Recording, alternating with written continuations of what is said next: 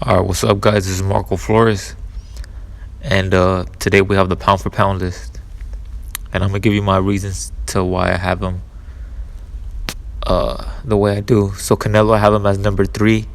The only reason I have Canelo as number three is because the Columbuteral problem that arose during the Golovkin fight. It was the second fight, I believe, or first fight after the first fight. Uh, that's the only reason I have Canelo as number three, just because it's like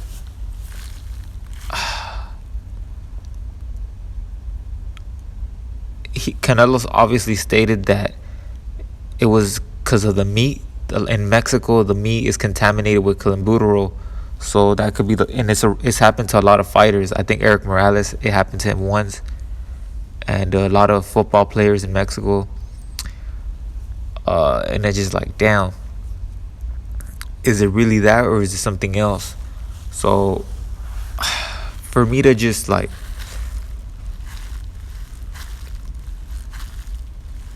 to be okay with Canelo, I feel like he has to go through USADA and just do that and just make it clear that he's a drug-free athlete. He's clean.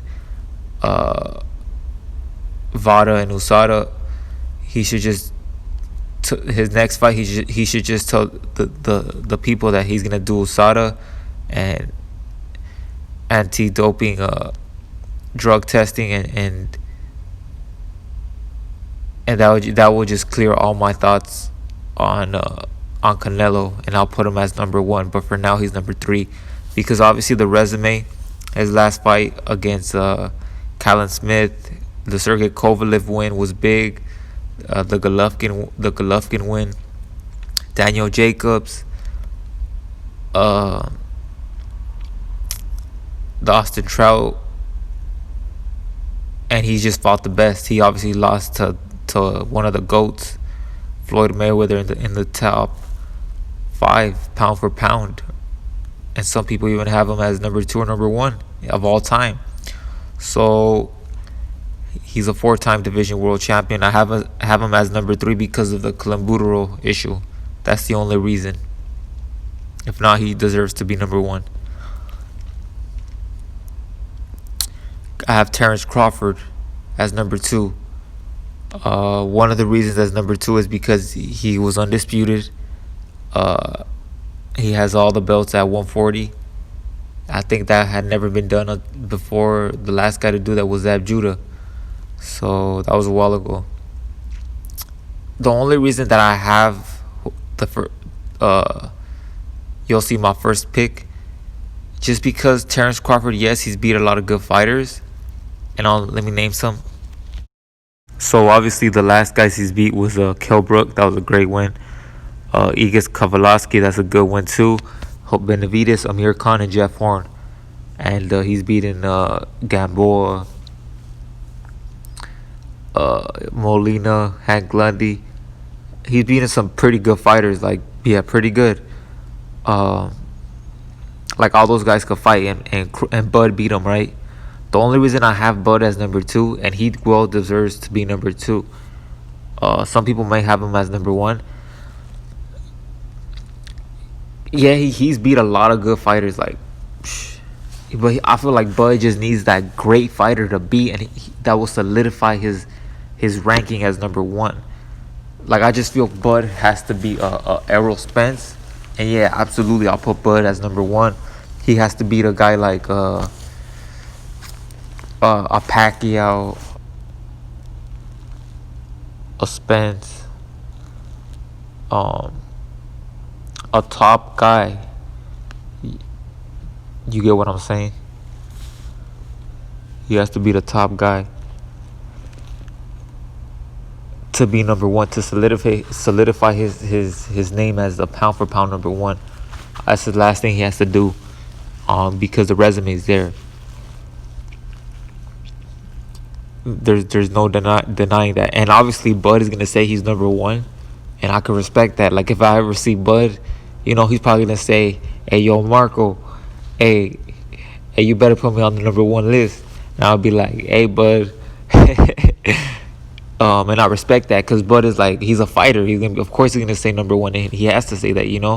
That's what you gotta say as a fighter because that's what you believe and that's where you're headed. You get me? If you don't believe that, then you're not gonna head there. But if you do, you're headed that way. So shout out to Bud. So yeah, shout out to Bud. And as number one, I have Teofimo Lopez. I'm gonna get a lot of hate for it, but the proof is in the pudding. The facts are facts. Teofimo Lopez. Let's talk about the last 5 guys he's fought. Okay, this guy he beat was Lomachenko, Richard Comey, Nakatani, Ellis, and Diego Magdaleno. The last guy he beat just solidifies his ranking as number one. He just beat the main head, the main head. It's like Lomachenko was the main head. 400 amateur fights, 2 gold medals. Like, not even about the amateur fights because that doesn't mean anything in the pros, but the pro resume was great, unbelievable for Lomachenko. Like the last 5 guys he beat was Corolla, Lou Campbell, Linares, Guillermo Rigondeaux. Who else did I miss? Like, all those guys are great fight. Pedraza, those are great fighters. And he beat so many other good fighters too. Before that, he beat the Axeman. You get me? Everybody was fearing the Axeman.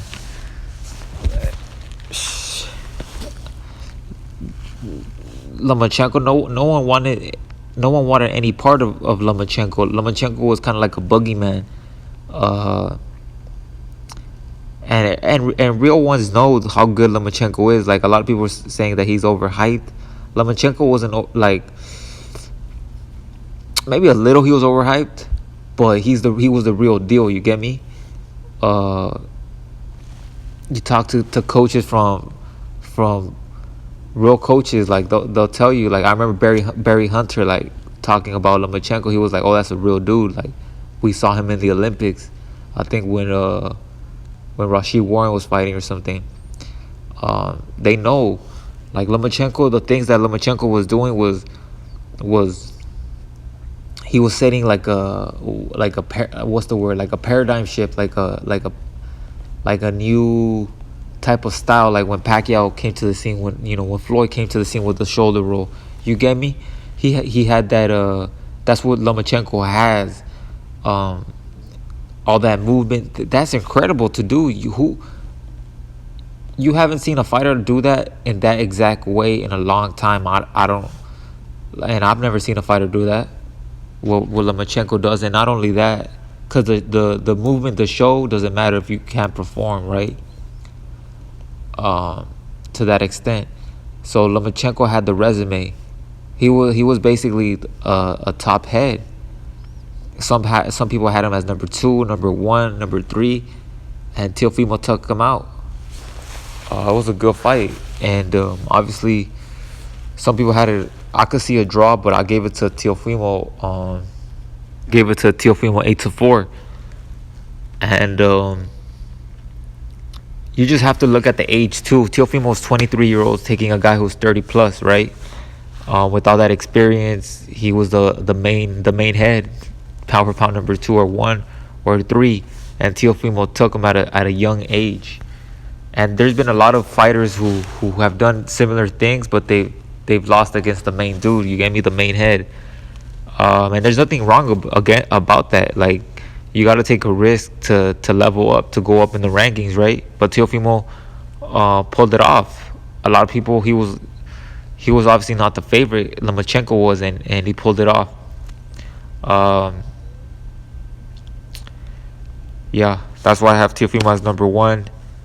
He was a young and up-and-comer, and he beat the top dog.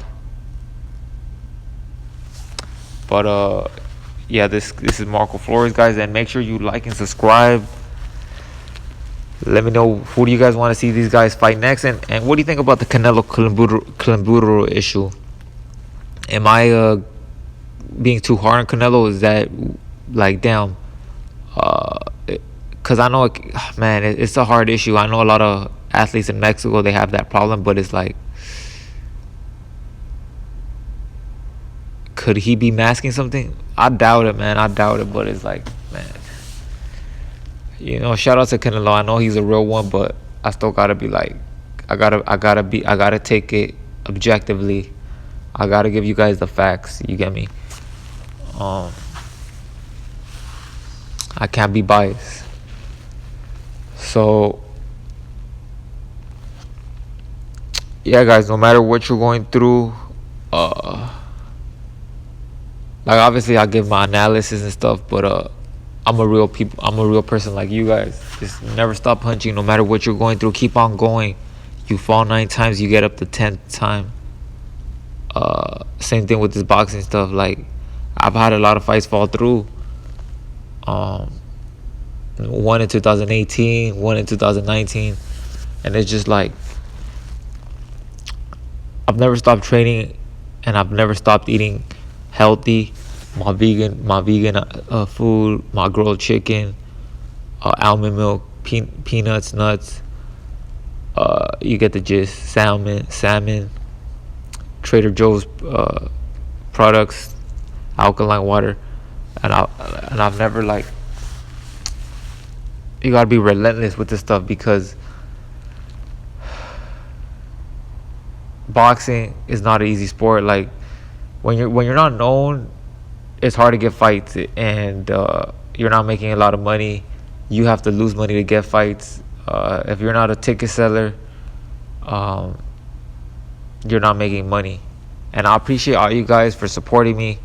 I know my little fan base is growing a little bit, and I'm thankful and I'm blessed.